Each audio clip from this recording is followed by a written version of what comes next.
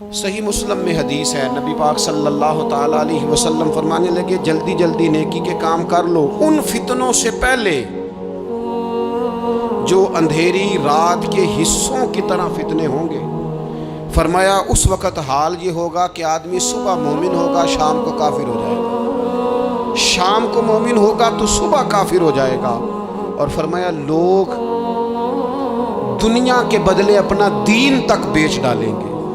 معاذ اللہ جھوٹی قسمیں نہیں کھائی جاتی، جھوٹا قرآن مجید نہیں لوگ اٹھا لیتے، لوگ دنیا کے لیے دین بیچ ڈالیں گے۔ اس سے پہلے جب فتنے اتنے زیادہ ہو جائیں، اس سے پہلے نیکی کر لو، کوئی خیر کا کام کر لو، جلدی سے کچھ ایسا کر لو۔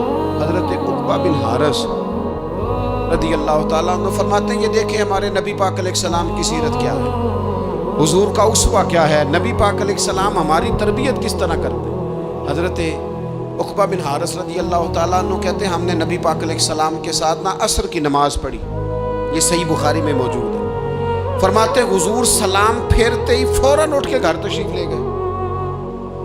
یہ ہمارے لیے انوکھی بات تھی، غیر متوقع تھی، پہلے کبھی ایسا ہوا نہیں۔ سلام پھیرا نماز کا، حضور جلدی سے تشریف لے گئے۔ اب ہم حیران تھے اور حیرت انگیز طور پر حیران تھے کہ کریم اتنی جلدی تشریف لے گئے، تھوڑی دیر ہوئی حضور واپس آ گئے۔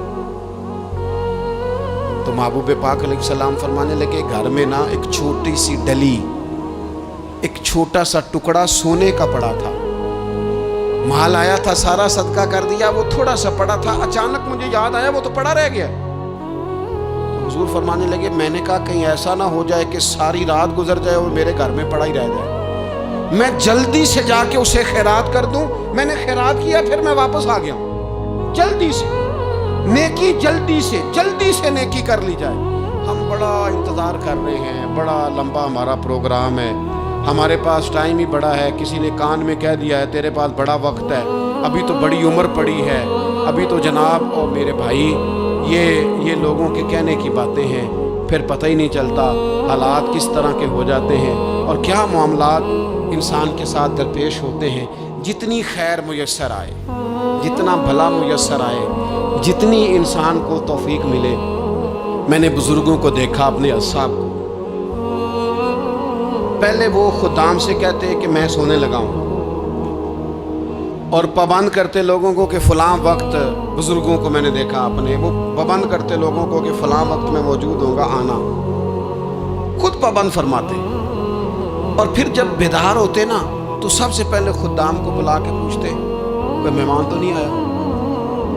وہ جناب آپ نے خود ہی تو پابند فرمایا فلاں دن آنا۔ کہنے لگے چل یار اگر کوئی آیا تو مجھے ملا لو، میری ملاقات کرا لو۔ کیوں؟ اس لیے کہ دور سے آیا ہے، مجھ سے ملنے آیا ہے، کوئی خیر کی بات سیکھنے آیا، چلو میرے نامہ اعمال میں کوئی نیکی جائے گی، کچھ نہ کچھ خیر جمع کر لی جائے، کچھ نہ کچھ ڈیوٹی کر لی جائے، کچھ کام کریں اور جلدی سے کریں۔ حضرت جابر ابن عبداللہ انصاری رضی اللہ تعالیٰ عنہ بیان کرتے ہیں، یہ بھی بخاری میں موجود ہے، کہتے ہیں ایک صحابی نبی پاک علیہ السلام کی بارگاہ میں حاضر ہوئے غزوہ احد کے موقع پر، اور حال ان کا یہ تھا کہ وہ کھجور کھا رہے تھے اور کھجور انہوں نے منہ میں رکھی ہوئی تھی۔ حضور کی بارگاہ میں حاضر ہوئے اور عرض کرنے لگے یا رسول اللہ صلی اللہ تعالیٰ علیہ وسلم اگر میں شہید کر دیا جاؤں تو کہاں جاؤں گا؟ حضور فرمانے لگے جنت میں۔ تو کہتے انہوں نے جو کھجور منہ کے اندر تھی وہ انہوں نے نگلی نہیں، اندر نہیں لے گئے، اس کو باہر نکالا اور دوڑ کے آگے بڑھے اور جنگ کرنی شروع کر دی اور لڑتے لڑتے شہید ہو گئے۔ کیا سبق دیا انہوں نے؟ سبق یہ دیا کہ نیکی کرنے میں اتنی دیر بھی نہیں کرنی جتنی کھجور کھانے میں دیر لگتی ہے، جلدی سے نیکی کرنی ہے، فٹافٹ نیکی کرنی، اس کے اندر ٹال مٹول نہیں کرنا۔ اسی وقت انہوں نے کھجور باہر نکال دی، دوڑ کے انہوں نے حضرت انس بن نضر رضی اللہ تعالیٰ عنہ، حضرت انس بن مالک رضی اللہ تعالیٰ عنہ کے چچا ہیں، میدان احد میں احد پہاڑ کے قریب کھڑے تھے، لوگوں سے کہہ رہے تھے جلدی جلدی ادھر آؤ، وہ جنت جو انسان کو انتقال کے بعد نصیب ہوگی اور قیامت کے بعد نصیب ہوگی، فرماتے تھے مجھے تو ابھی احد پہاڑ کے اندر سے جنت کی خوشبو آ بھی رہی ہے، لہذا جلدی سے آؤ، ادھر دوڑو، جہاد کرو، آؤ کفار سے لڑیں، نیکی میں دیر نہیں کرنی۔ جو نیکی میسر آتی ہے جس کو میسر، ماں باپ میسر ہیں تو خدمت کر لیں، اہل خانہ ہیں تو حسن سلوک کر لیں، اللہ نے اولاد دی ہے تو اچھی تربیت کر لیں، دوست ہیں تو خیر خواہی کر لیں، اگر آپ کو اللہ رمضان عطا کرتا ہے تو زیادہ سے زیادہ اس کی عبادت کر لیں، اگر نظر ٹھیک ہے تو تلاوت زیادہ سے زیادہ کر لیں، زبان چلتی ہے تو رج رج کے مدینے والے محبوب پہ درود و سلام پڑھ لیں، اللہ تعالیٰ کا ذکر کر لیں، جلدی سے خیر جمع کریں، اپنے وقت کو ضائع نہ کریں۔ یہ آج کا سبق ہے۔ ایک تو ہم نے فیصلہ کرنا ہے کہ بس غفلت نہیں، اب غفلت اب انشاءاللہ اللہ اللہ کرنی ہے، اب کوئی خیر کا کام کرنا ہے۔ میرے حضرت کا ایک جملہ کبھی نہیں بھولنا، فرمایا کرتے تھے زمین کے اوپر کام، نیچے جا کے رہو، یہ چھوڑ دیں اتنے گھنٹے سونا ہے تو یہ کرنا ہے تو میری نیند میں دخل کوئی نہ ڈالے، پھر سوتے ہی رہ جائیں گے، سوتے ہی رہ جائیں گے۔ زمین کے اوپر کام اور نیچے جا کے جاگنا ہے، جاگ لے افلاک کے سائے تلے، پھر حشر تک سوتا رہے گا خاک کے سائے تلے۔